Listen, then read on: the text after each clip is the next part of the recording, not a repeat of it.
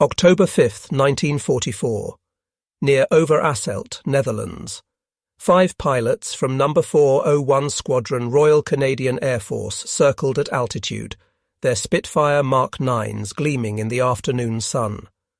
Squadron leader Smith spotted it first, a streak of silver diving toward Nijmegen at impossible speed. No propeller, no familiar profile, just a dart of metal moving faster than anything the Canadians had ever seen in combat. The Me-262 jet fighter banked hard, its exhaust trailing faint wisps against the purple sky. For 3 years, Allied intelligence had whispered about German jet development, but rumours meant nothing compared to the reality now screaming past at over 500 miles per hour. Smith keyed his radio, calling Flight Lieutenant Davenport, Flight Lieutenant Everard, Flying Officer Mackay and Flying Officer Sinclair into attack positions. What followed was aviation history's first confirmed jet fighter shoot-down by gunfire in air combat. More importantly, it was the first crack in what German propaganda had promised would be an invincible wonder weapon. The Messerschmitt Me 262 Schwalbe had just revealed its fatal vulnerability. Within months, American P-51 Mustang pilots would transform that vulnerability into systematic hunting operations that would render the world's first operational jet fighter nearly useless despite its revolutionary technology. The psychological impact of that first jet encounter rippled through Allied fighter squadrons across Europe. Pilots who witnessed Me-262s understood immediately that air combat had fundamentally changed. Captain Chuck Yeager of the 357 Fighter Group, stationed at RAF Leiston, heard the intelligence briefings with growing concern. The German jet could reach 540 miles per hour in level flight, while the P-51 Mustang topped out at 437 miles per hour. In a straight chase, the Me-262 was simply uncatchable. The mathematics were brutal and undeniable. If the Luftwaffe deployed these jets in significant numbers with adequate fuel and trained pilots, the strategic bombing campaign crushing German industry could face catastrophic losses. B-17 flying fortresses lumbering through flak-filled skies at 180 miles per hour would be helpless targets for pilots in aircraft that could attack from any angle and escape before escort fighters could react. For the first time since achieving air superiority over Europe, Allied commanders faced the possibility of losing it. But the Me-262's revolutionary design carried vulnerabilities that arose from the fundamental nature of jet propulsion in 1944. The Junkers Jumo 004 axial flow turbojet engines represented a quantum leap in aviation technology, yet they were also primitive and temperamental. Each engine developed approximately 1,980 pounds of thrust at 8,700 revolutions per minute, burning through J2 synthetic fuel derived from brown coal at twice the rate of conventional fighters. The turbine blades, manufactured from chromadur alloy because Germany lacked sufficient supplies of heat-resistant nickel and chromium, operated at temperatures that caused rapid thermal creep. Under combat conditions, the Jumo 004B engines required overhaul after approximately 10 hours of operation, with complete engine replacement typically necessary after 25 hours of service. This meant that after perhaps 3 or 4 combat sorties, Me-262s needed new engines, creating logistics nightmares that German ground crews could never fully solve. The engine's throttle response presented immediate tactical problems. Unlike piston engines that responded almost instantly to throttle input, the Jumo 004 suffered from significant lag. Advancing the throttle too quickly injected excessive fuel into combustion chambers before airflow could increase to match, causing jet pipe temperatures to skyrocket and turbine blades to overheat. Pilots had to nurse their throttles with delicate precision, making gentle adjustments and waiting for the engines to stabilize. In combat, where split-second reactions often meant survival, this sluggish response transformed the world's fastest fighter into a vulnerable target during critical moments. The Me-262's takeoff and landing procedures magnified these engine weaknesses into tactical catastrophes. With a wing loading of 294 kilograms per square metre, substantially higher than any contemporary fighter, the jet required takeoff speeds exceeding 110 miles per hour and landing approaches at similar velocities. During the critical acceleration phase after releasing brakes, the Me-262 needed nearly 30 seconds to reach flying speed, accelerating down the runway while its engines struggled to develop thrust at low airspeeds. For those 30 seconds, the aircraft was effectively helpless, moving in a straight line at predictable speed with no ability to maneuver. Any Allied fighter that caught an Me-262 during takeoff had a near-stationary target that could not evade, could not accelerate rapidly enough to escape, and could barely defend itself. Landing approaches presented identical vulnerabilities. As Me-262 pilots descended toward their airfields with fuel gauges approaching empty after 60 to 90-minute missions, they had to slow to landing speeds while configuring flaps and gear, again becoming predictable targets flying straight and level. The revolutionary jet engines that made the Me-262 invincible at high altitude became anchors during these low-speed phases. Intelligence officers at 8th Air Force Headquarters in England studied the problem methodically through late summer and early fall of 1944. Photo reconnaissance missions identified 262 bases at Achme, Hessepe, Rheine, Lechfeld, and Munich-Riem. Analysis of gun camera footage from the few jet encounters revealed the aircraft's high-speed advantages, but also its low-speed weaknesses. Allied intelligence knew that Me-262 pilots, having burned through most of their fuel during high-speed interceptions, had to return to these specific airfields. They could not divert to alternate bases, because the specialized J2 fuel required by jet engines was available only at designated facilities. This geographic constraint created an opportunity. If Mustang fighters could loiter near known jet bases, they could ambush Me-262s during their most exposed moments. The tactic required patience, fuel endurance, and pilots willing to fly directly into some of the most heavily defended airspace in Germany, but it offered the only reliable method for propeller-driven fighters to engage jets on anything approaching equal terms. The Luftwaffe recognized this vulnerability immediately after the first jet losses. Commanders installed extensive flak alleys along approach corridors to Me-262 bases, positioning 88mm guns, 37mm automatic cannon, and quad 20mm systems to create curtains of fire that any attacking fighter had to penetrate. They assigned their most advanced piston engine fighters, the Focke-Wulf FW-190D and the rare TAR-152H, to provide top cover during jet takeoffs and landings. Flight schedules were randomized when possible to prevent Allied fighters from predicting launch times. Some bases deployed decoy aircraft to lure attackers into flak traps.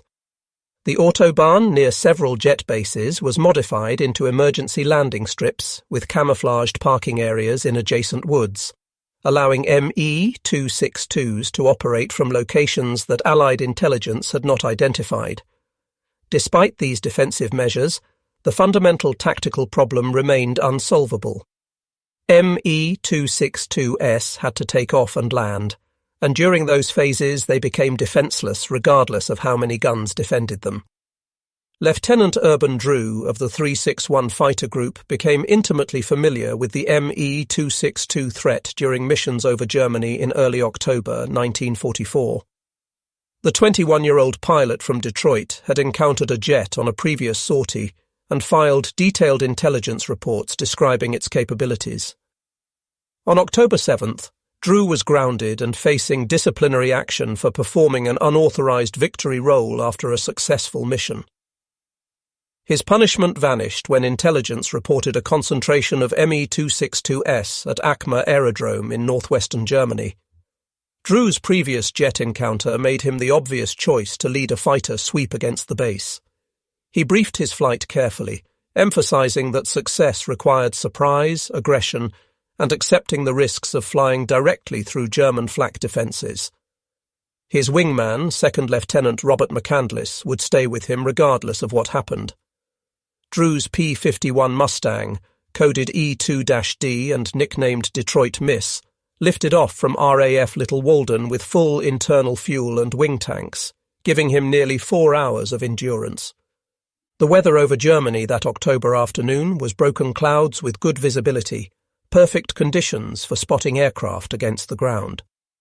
Drew led his flight toward Acma at 15,000 feet, scanning constantly for jet contrails or the telltale flash of sun on polished aluminum.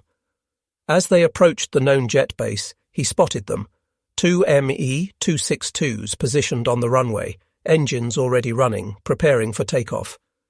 Drew pushed his throttle forward and dropped into a dive, building speed and losing altitude rapidly. The Me-262S began their takeoff roll just as Drew's Mustang screamed past 400 miles per hour in the dive. The lead jet, piloted by Oberfeldwebel Heinz Arnold, had reached perhaps 80 miles per hour when Drew opened fire from 800 yards, his 6.50 caliber machine guns converging on the accelerating target. Tracers walked up the runway and found the Me-262's right engine nacelle. Arnold's jet lurched as the engine disintegrated, but his airspeed was already too high to abort.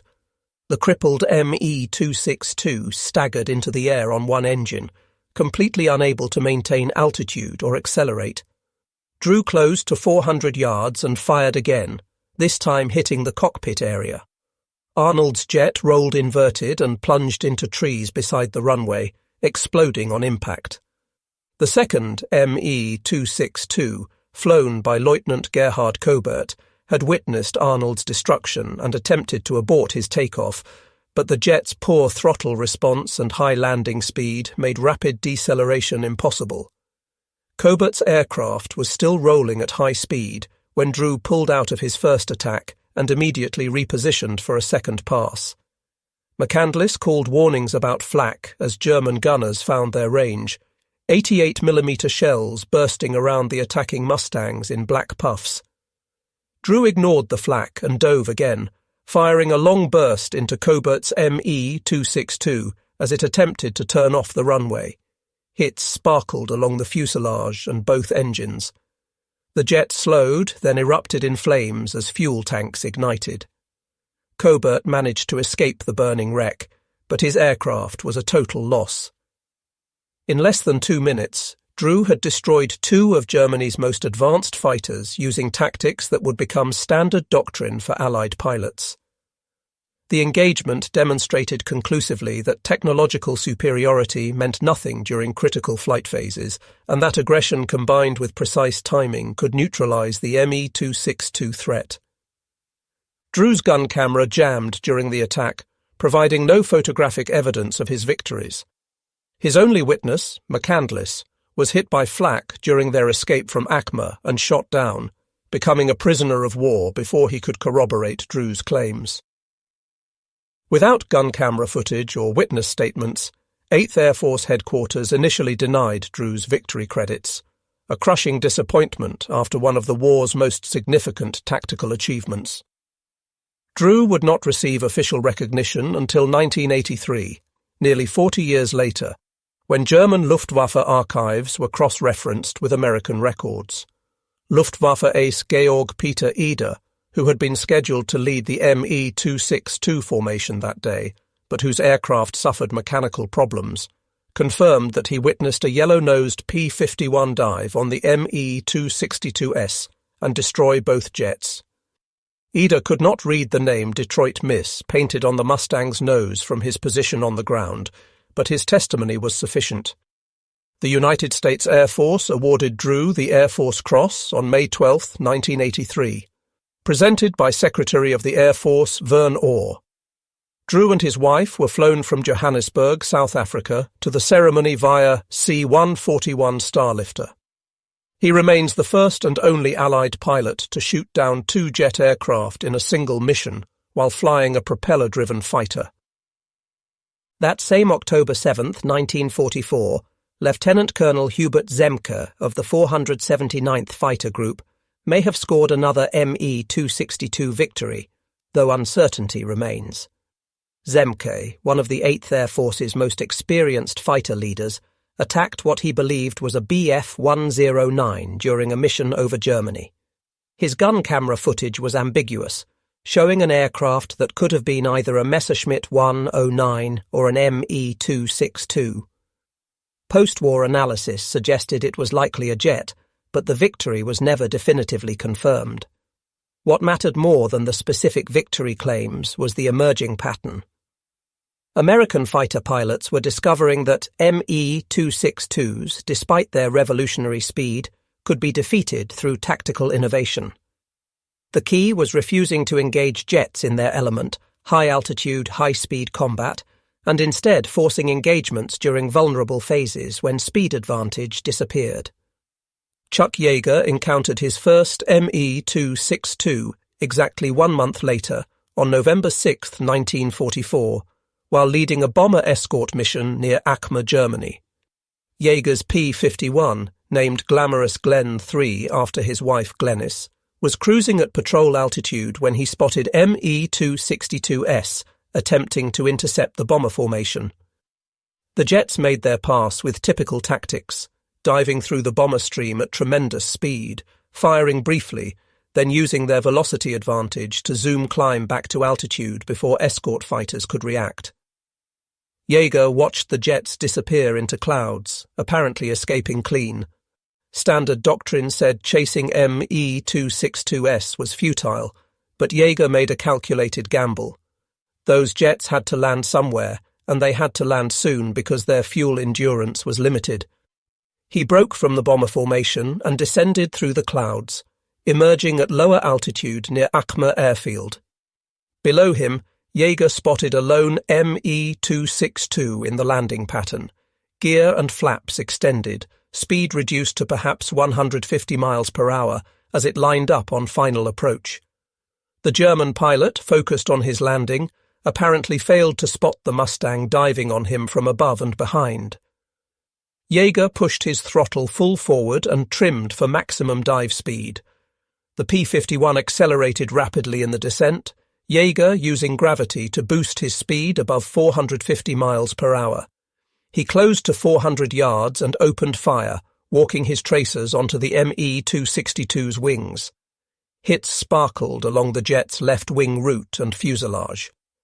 The Me-262 pilot, probably wounded or killed by the initial burst, made no evasive maneuver. Yeager continued firing as he closed to point-blank range, pouring rounds into the jet's engines and cockpit. The Me-262's left wing folded upward, the jet rolled inverted and plunged into woods several hundred feet short of the runway threshold, exploding in a ball of orange flame. Yeager had no time to celebrate. Acme's defensive guns opened fire immediately, 88mm shells bursting around his Mustang as he screamed across the airfield at high speed and treetop altitude. His only option was to fly straight down the runway, using speed to escape before the flak crews could adjust their aim. Tracers arced across the field from both sides, some rounds fired from one side of the runway actually hitting gun positions on the opposite side in the chaos. Yeager held his P-51 low and fast, cleared the far end of the airfield, and pulled up hard, diving for the safety of a nearby valley. He had survived one of the most dangerous tactical situations in air combat, attacking an enemy airfield in daylight at low altitude, but he had also proven that Me-262S could be hunted and killed. Yeager later described the engagement with characteristic understatement. "First time I saw a jet, I shot it down. Not very sportsmanlike, but what the hell?" Through late 1944 and into 1945, American fighter pilots refined their anti-jet tactics based on hard-won experience and carefully analyzed gun camera footage. The P-51 Mustang proved ideal for the mission because of its exceptional range and endurance. A Mustang with full internal fuel and 2 wing drop tanks could remain airborne for more than 7 hours, giving pilots the ability to loiter near known jet bases for extended periods. When jets appeared, Mustang pilots used altitude advantage to dive on them, trading height for speed. In the dive, a P-51 could briefly approach or even exceed 500 miles per hour, enough to catch Me-262S during their most exposed moments. Timing was critical. Attacking jets during their takeoff roll required spotting them early and positioning for attack before they reached flying speed. Catching them on landing approach required patience to wait for the perfect moment when the jet was committed to its approach path with gear and flaps deployed. Fighter pilots developed an intimate knowledge of Me-262 operational patterns through persistent observation and intelligence analysis. They learned that jets typically operated in morning and late afternoon windows when visibility was good, but sun angles complicated visual acquisition for defenders. They noted that Me-262S often flew in pairs or small formations, rarely alone, meaning that destroying one jet frequently provided opportunities to attack others. They understood that German pilots, constrained by fuel limitations, could not wave off landing approaches and go around for another attempt. Once an Me-262 committed to landing with low fuel remaining, the pilot had no choice but to continue regardless of threats. This psychological factor gave attacking Mustang pilots a crucial advantage. The jet pilot knew he was exposed but could not abort. The Mustang pilot could press his attack with confidence that his target would not suddenly accelerate and escape. The Luftwaffe's defensive measures grew increasingly sophisticated in response to these tactics, but fundamental problems remained unsolvable. Flak alleys became denser, with some approach corridors defended by more than 100 guns of various calibers.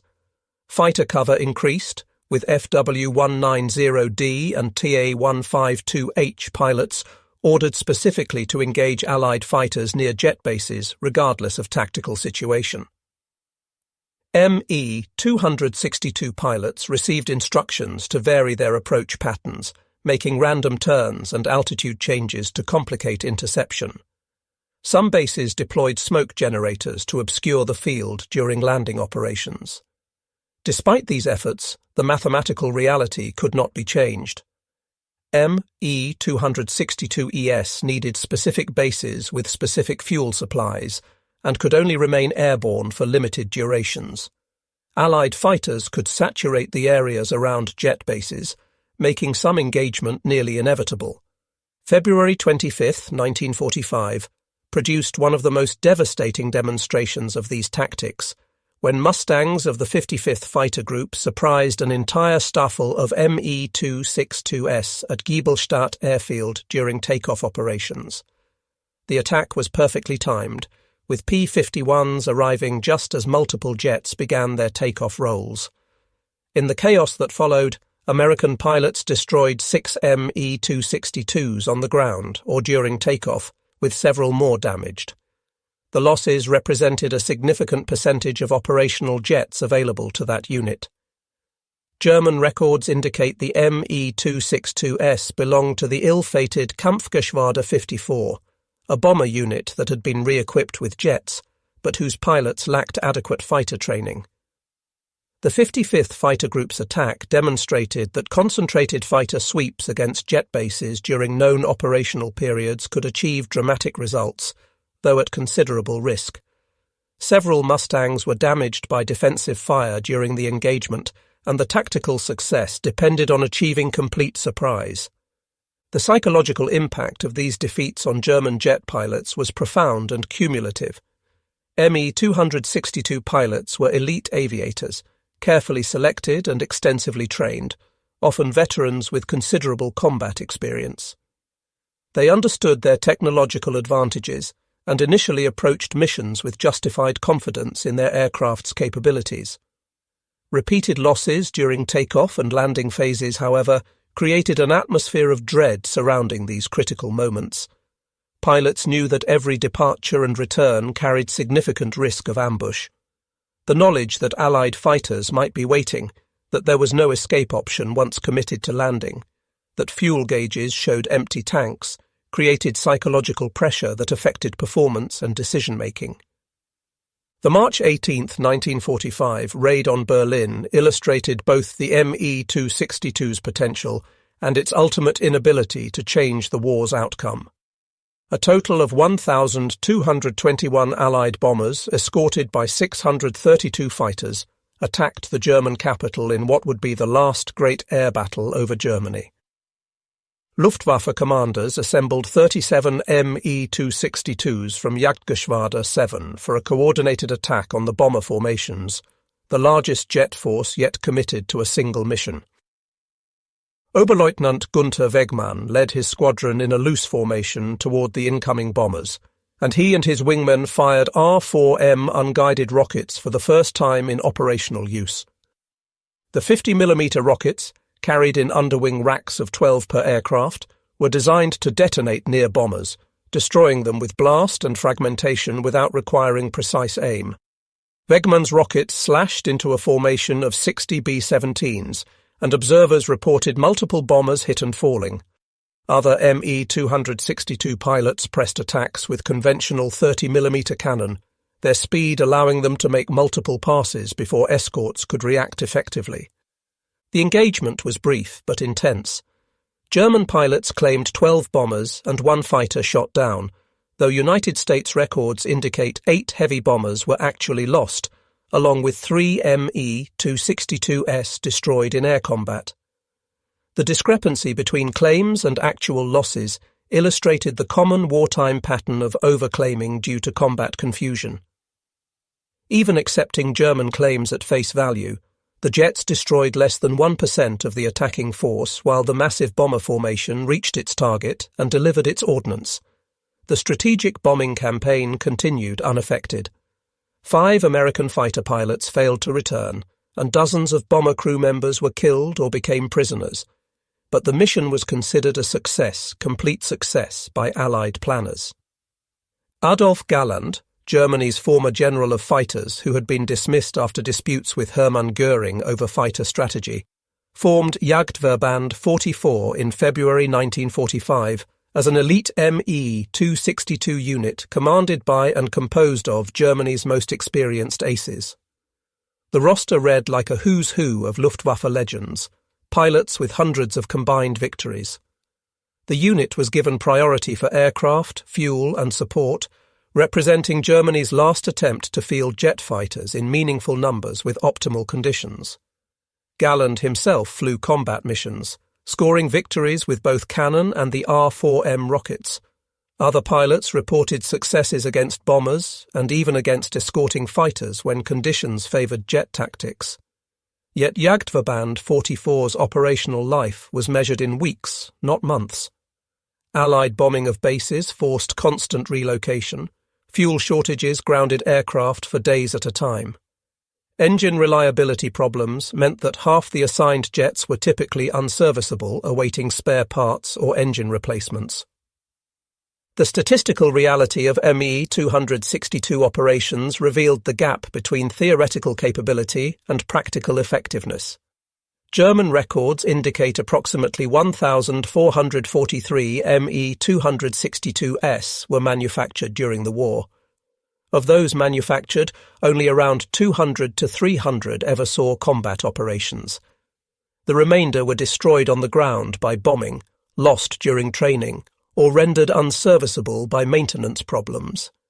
At no point did the Luftwaffe have more than 50 Me-262s operationally ready simultaneously, and typical daily availability was closer to 25 aircraft. This force faced Allied fighter strength exceeding 5,000 aircraft at any given time, plus thousands more bombers. The mathematics were insurmountable. Me-262 pilots claimed approximately 542 Allied aircraft destroyed in air-to-air combat, though verification of these claims shows the usual wartime overclaiming by all sides. Post-war analysis by American researchers suggested actual losses to Me-262s were substantially lower. Allied forces destroyed Me-262s at rates exceeding German production and training capabilities. American records credit P-51 Mustangs with 92.5 confirmed Me-262 shootdowns, though this number includes aircraft destroyed on the ground and during takeoff or landing, not just air-to-air engagements. The 357th Fighter Group, Chuck Yeager's unit, led American forces with 18.5 confirmed jet kills. The 55th Fighter Group claimed 17, while the 78th and 339th Fighter Groups each credited with 15. British forces, particularly flying Hawker Tempests and Spitfires, claimed an additional dozen jet kills. The cumulative effect was that Me-262 losses exceeded replacements, and the operational force steadily declined despite production continuing until Germany's surrender. German ace pilots who flew the Me-262 offered mixed assessments of its effectiveness in post-war interviews. Georg Peter Eder, who scored 12 kills in the jet, including 9 P-51s, acknowledged that the aircraft's speed made high-altitude bomber interceptions relatively safe, but that Allied countermeasures increasingly negated this advantage. Walter Dahl, credited with 11 jet victories including 6 Mustangs, emphasized that fuel limitations and engine reliability problems restricted tactical options to the point where the jet's theoretical superiority became largely irrelevant in practical operations. Heinrich Bahr, with 16 Me-262 kills from his total of 240 career victories, stated flatly that the jet arrived too late and in too few numbers to matter. Franz Schall, the type's probable top ace with 17 kills, including 6 four-engine bombers and 10 P-51s, was killed in action in April 1945, but his earlier reports emphasized the aircraft's inability to engage maneuvering fighters effectively due to its high approach speeds and wide turning radius. The tactical lessons learned from Me-262 operations influenced post-war jet fighter development worldwide. Allied engineers studied captured jets intensively, testing them at facilities in the United States and Britain. They confirmed that the basic design was sound, but that engine technology remained the critical limiting factor. Early American jets like the Lockheed P-80 and the Republic F-84, and Soviet designs like the MiG-15, incorporated solutions to problems identified in the Me-262. Longer engine life, better throttle response, improved fuel efficiency, and stronger airframes addressed the specific vulnerabilities that Allied fighters had exploited. American pilots who successfully engaged Me-262s became recognized experts within the fighter community, their combat reports studied carefully by intelligence officers and training instructors. Beyond Urban Drew and Chuck Yeager, dozens of other pilots scored jet kills through persistent application of the tactics developed through hard experience. These pilots shared common characteristics, including exceptional eyesight, precise gunnery skills, aggressive temperaments, and willingness to accept risks that more cautious pilots avoided. Attacking jet bases through dense flak required courage bordering on recklessness, yet these pilots repeatedly flew such missions because they understood the strategic importance of neutralizing the jet threat. The human cost of these engagements affected both sides severely. American fighter pilots killed during attacks on jet bases died far from home, often in fiery crashes after flak damage, their bodies sometimes never recovered from crash sites in Germany. German Me-262 pilots, the elite of the Luftwaffe, were irreplaceable assets lost at rates that Germany's shrinking training program could not sustain. Each dead or captured German jet pilot represented hundreds of hours of training, millions of Reichsmarks in investment, and tactical experience built over years of combat. The stress contributed to errors in judgment, accidents during takeoff and landing, and declining combat effectiveness even among experienced aviators. The infrastructure supporting Me-262 operations collapsed progressively through early 1945 as Allied armies advanced into Germany and strategic bombing intensified. Specialized jet fuel became increasingly scarce as refineries were bombed or captured. Replacement engines, already in short supply due to production bottlenecks, became unavailable when factories were destroyed or fell to advancing forces. Spare parts for airframes and systems disappeared from supply chains. Trained maintenance personnel were killed in bombing raids or reassigned to infantry units as Germany grew desperate for soldiers. Airfields themselves came under direct ground attack as front lines moved eastward. By April 1945, ME 262 units were operating from sections of autobahn or improvised strips, hiding aircraft in woods and working with minimal supplies under constant threat of air attack. The final weeks of ME 262 operations in April and early May 1945 were characterized by sporadic sorties flown by scattered units operating independently as central command and control disintegrated. Individual pilots flew missions when fuel was available, often attacking targets of opportunity rather than executing coordinated operations. Some pilots chose to fly their jets to Allied-held territory and surrender rather than continuing hopeless combat. Others flew final missions knowing that return would be impossible due to fuel shortages or airfield capture. A few, including members of Jagdverband 44, flew combat until literally the final days of the war, achieving kills even as Germany's military structure collapsed completely. Post-war analysis by American and British aviation experts reached consensus that the ME 262 represented a revolutionary technological achievement that arrived too late to affect the war's outcome. Even if Hitler had not delayed production by demanding bomber variants, even if engine reliability had been better, even if more were produced, the fundamental strategic situation made the jet's impact limited. Germany in 1944 lacked fuel, lacked trained pilots, lacked air superiority necessary for safe operations, and faced overwhelming numerical disadvantage against Allied air forces. The ME 262 could not solve these problems regardless of its performance advantages. The legacy of the ME 262 versus Mustang engagements extended far beyond World War II, influencing air combat doctrine for generations. The fundamental principle that technological superiority does not guarantee tactical success became a case study taught at military academies worldwide. The importance of exploiting enemy vulnerabilities rather than engaging strengths became embedded in fighter pilot training. The recognition that even revolutionary weapons systems have exploitable weaknesses informed military planning and procurement strategies throughout the Cold War and beyond. The specific tactics developed by American pilots to counter the ME 262 speed advantage, using altitude to build speed in dives, timing attacks for vulnerable flight phases, and persistent patrolling of known enemy operating areas, remained relevant as new generations of fighters with performance advantages emerged. Individual pilot accounts from the period provided rich detail about the psychological and tactical challenges of these engagements. Chuck Yeager, in his autobiography and numerous interviews, emphasized that destroying the ME 262 required accepting exceptional risk and making split-second decisions with imperfect information. He described the tension of loitering near German airfields, knowing that flak and enemy fighters would engage the moment he attacked, the calculation required to time his dive for maximum speed at the critical moment, and the satisfaction of proving that American fighters could defeat the seemingly invincible jets.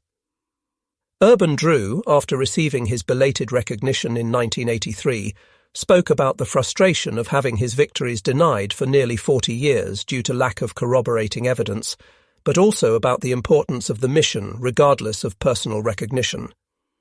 The engineering lessons from ME 262 operations directly influenced the development of the P-80 Shooting Star, America's first operational jet fighter, which entered service just as World War II ended. Lockheed engineers studied captured ME 262s extensively, examining their engines, airframes, and systems to understand both successes and failures. The P-80's design incorporated longer-lasting engines with better throttle response, addressing the most critical ME 262 weakness. Improved fuel efficiency extended range beyond the ME 262's 650-mile maximum. Stronger landing gear reduced the accident rate that plagued German jet operations. Better cockpit visibility enhanced pilot situational awareness during vulnerable takeoff and landing phases. Soviet designers similarly studied ME 262 technology, with captured aircraft and engines shipped to research facilities where they were extensively tested. The information gleaned influenced designs like the MiG-15 and Yak-15, though Soviet engineers also incorporated British engine technology obtained through espionage and technology transfer. The global proliferation of jet fighter knowledge that resulted from Me-262 analysis accelerated the transition from piston to jet propulsion that dominated the late 1940s and 1950s. Within 10 years of World War II's end, propeller-driven fighters had become obsolete for frontline service, replaced by jets in virtually every air force worldwide. The final accounting of Me-262 operations reveals an aircraft that achieved tactical successes but strategic failure. Individual pilots scored impressive kill totals, and specific missions demonstrated the jet's capabilities when conditions favored it. However, the cumulative impact on Allied air operations was minimal. Strategic bombing continued unabated. Allied fighters maintained air superiority, and ground forces advanced into Germany with effective air support throughout. The resources devoted to Me-262 development and production, including scarce materials, manufacturing capacity, and skilled labour, might have produced more conventional fighters that could have been operated more effectively with available fuel and pilot training. The story of German pilots flaunting their jets until Mustang aces caught them during vulnerable moments is ultimately a story about the limits of technological solutions to strategic problems. Germany developed the world's first operational jet fighter, achieving a genuine breakthrough that should have provided significant tactical advantages. Yet this achievement could not overcome fundamental disadvantages in numbers, resources, fuel availability, trained personnel, and strategic position. American and Allied pilots, flying less advanced aircraft but supported by overwhelming industrial capacity, comprehensive training systems, reliable logistics, and sound tactical doctrine, defeated the technological marvel through persistence, innovation, and professional excellence. In the final analysis, the Me-262 stands as one of aviation history's most fascinating might-have-beens, an aircraft that demonstrated the future but arrived too late to change the past. Its combat record, while impressive in specific engagements, was ultimately insufficient to affect the war's outcome. The American pilots who developed and executed tactics to counter the jet threat earned their place in aviation history not through technological superiority, but through tactical excellence, courage, and refusal to concede advantage to an apparently invincible opponent. Their success validated the principle that human factors, including training, doctrine, leadership, and determination, can overcome technological disadvantages when properly applied. The transformation from German confidence to Allied dominance in the jet versus Mustang encounters occurred within less than a year, from October 1944, when the first Me-262 was shot down, to May 1945, when the last jet operations ceased. This rapid shift resulted not from any single factor, but from the cumulative effect of systematic exploitation of Me-262 vulnerabilities, combined with relentless pressure that prevented the Luftwaffe from ever achieving sustainable jet operations. Every Me-262 destroyed during takeoff or landing was one less available for bomber interceptions. Every pilot killed or captured represented irreplaceable experience and training. Every successful Allied attack on jet bases forced German operations to become more dispersed and less coordinated. The final months of Me-262 operations witnessed German pilots fighting with increasing desperation as their tactical situation deteriorated. Fuel shortages limited sorties to the most critical missions. Engine problems grounded aircraft for extended periods.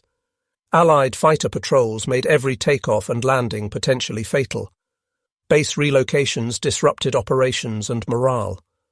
Yet some pilots continued flying combat missions until the war's final hours, demonstrating remarkable courage and professionalism despite impossible odds. These men knew they could not win, but flew anyway, motivated by various combinations of duty, honour, and hope that their sacrifices might somehow matter. The story concluded not with a dramatic final battle, but with gradual dissolution as Germany's military infrastructure collapsed completely in early May 1945. Me-262s were abandoned on airfields, pushed into woods to prevent capture, or destroyed by their own pilots and crews to deny them to advancing forces. A few were flown to Allied territory and surrendered. Most simply stopped flying as fuel ran out and maintenance became impossible. The jets that had promised to sweep Allied bombers from German skies ended their operational lives scattered across Germany, silent testaments to the gap between technological potential and operational reality. The Mustang pilots who had hunted them returned home as the war ended, their mission accomplished, the jet threat neutralized through tactics that had proven superior to technology.